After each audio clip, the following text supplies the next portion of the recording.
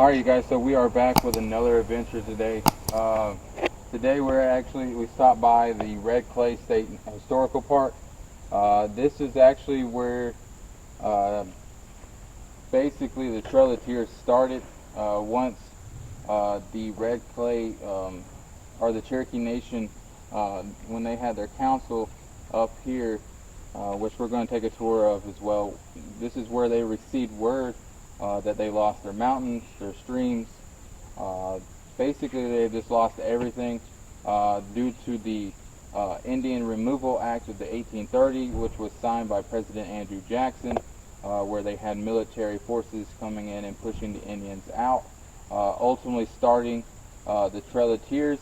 So the Trail of Tears actually began at this location.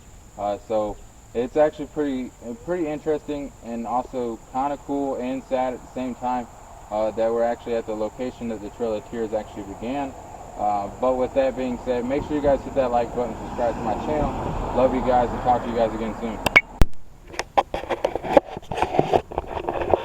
Alright, guys. So we are here at Red Clay National or Historical Site. So we are at a spot now that they call the Internal Flame, which is, they call this the Internal Flame. It's for the Internal Flame of the Cherokee Nation. This flame is memorial to those people who suffered and died on the infamous Trail of Tears. It is also a commentary the returning of the Eastern and Western Cherokee Nations here at Red Clay, August 7th, 1837 to April 6th, 1984. So that is the Eternal Flame here at Red Clay Historical Park. So if you guys are ever in the area of Cleveland, Tennessee, come out here and check it out and see a little bit more of the history of the Cherokee Nation.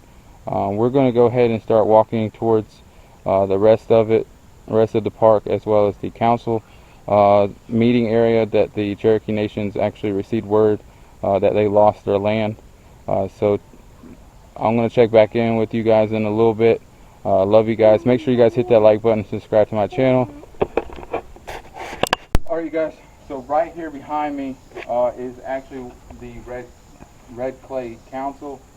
This is where the Cherokee Nation actually held their meetings when they were staying here at Red Clay National Park. Now, this is also where they also received word of the passing of the Indian Removal Act of the 1830s by President Andrew Jackson, having the military move in and push them off their land. This is also where they learned that they lost their mountains, their streams, as well as their rivers, and ultimately began the journey of the Trail of Tears. So we're going to go ahead and keep on moving over here to the next spot of these buildings right here and see what familiarity they have and what they were used for as well here at Red Clay. Now, if you guys are not familiar, the last place that I went to, that had that had some Cherokee Nation ties to it, but it was also kind of like a British Cherokee Nation ties and stuff like that. So right here we're coming up on some sleeping huts. This is where they would sleep. They would pitch some tents, or I guess sleep on the ground with their sleeping bags or their blankets, or one of their hides. There's another one right there. There's another one right there. Here's the thing that's talking about the visitors account, and then it just kind of gives you a little bit of information from George W. Featherstein. I believe that's it. I can't really see because it's withered away from the weather, so it makes it a little bit tougher to read. But you can see the cabins are still in pretty good shape. They've been relatively taken care of. Now we're going to continue walking through the other part of the trail. Now, when you're down here, they do have an amphitheater where they do shows and I guess like some Cherokee Indian performances. So I'm going to look more into upcoming events and seeing if I can get out there, get out here and see one of those. But right here we're coming up on the Cherokee farmstead. So a little bit about this. This is the Cherokee farmstead, varied greatly according to the wealth and the degree to which the family had adopted European ways.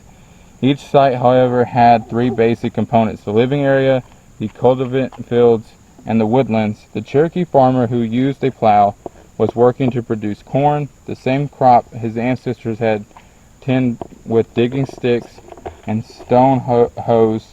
The earlier Cherokee family grew corn to ensure themselves and their relatives of a winter food supply. The 19th century Cherokee farmer grew corn not only for food but to fatten pigs for sale on a competitive market.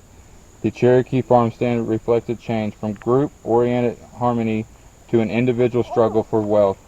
This non-traditional urge to acquire and protect individually owned private property contributed to the sweeping social and political changes in Cherokee life during the first quarter of the 19th century. So that is a little bit of backstory of the Cherokee farmstead. Right here we have a house on the farmstead. You got a beautiful field out that way. Love the field. I wish I had a field like that. I could do so much with it. It's beautiful to see a big field like that. But right here, you can't really go inside at the moment, but they do. I believe you can get in there with like open tours. But you have a little bit of the dining area. And that wheel right there is where they would make clothing, so that's pretty cool. Little spin wheel. We'll go over here to the left and go to the window. As you guys can see, it does have an upstairs area. Right here by the window there's a bed. There's another one of those rope beds. So as you can see, a lot of the places that we've been to recently, there's been a lot of those with the rope bed. So that's actually pretty cool. And then we're going to go ahead and hop down this way. We'll go around. Then there's a little bench area where they probably held ceremonies. And as you can see, it looks like they used as a firing pit as well. So that's actually pretty cool. Then you got like this little outhouse set up out here. I love the little outhouse setup. I love how it's sitting on the stones. It's really pretty. You can tell that it was well made by the thickness of the wood, as well as the beams to the top. And then you got a good bit of shingles onto the roof. Just as the same as over here. This is actually what they would consider their barn. They have a sign, no climbing on the barn. So, which is understandable. They want to preserve this land and this areas and stuff like that. But they would, as you can see, they would go up in this barn and walk on this bridge to the other side, and eventually get what they were needing on that side, or get what they needed on that side. And then they would store stuff in either this side or that side. So there's a lot of storage that they use, but like that thing was talking about with the farmstead, is that they planted so many crops and corn and try to get supplies during the winter. So they made sure that their families, themselves, as well as their children, and their relatives and anyone else in the tribe had enough food to last through the winter, because hunting at that time was very difficult for the Cherokee Nation, as well as growing crops.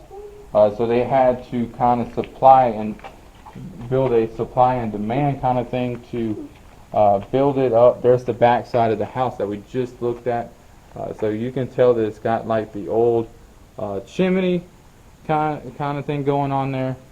Now there is some trails here that you can walk as well. But this is a little bit of the property of Red Clay National Historical Park. This is where it all began for the Cherokee Nation. This is where the Cherokee Nation and its council learned of the devastating news that they were no longer going to be able to keep their land, ultimately starting the Trail of Tears. So on this channel we have been doing a lot of Native Americans in the past and following a good bit of the Trail of Tears. So we're going to go ahead and start that back over, and try to see if we can tackle as much Native Americans as we can.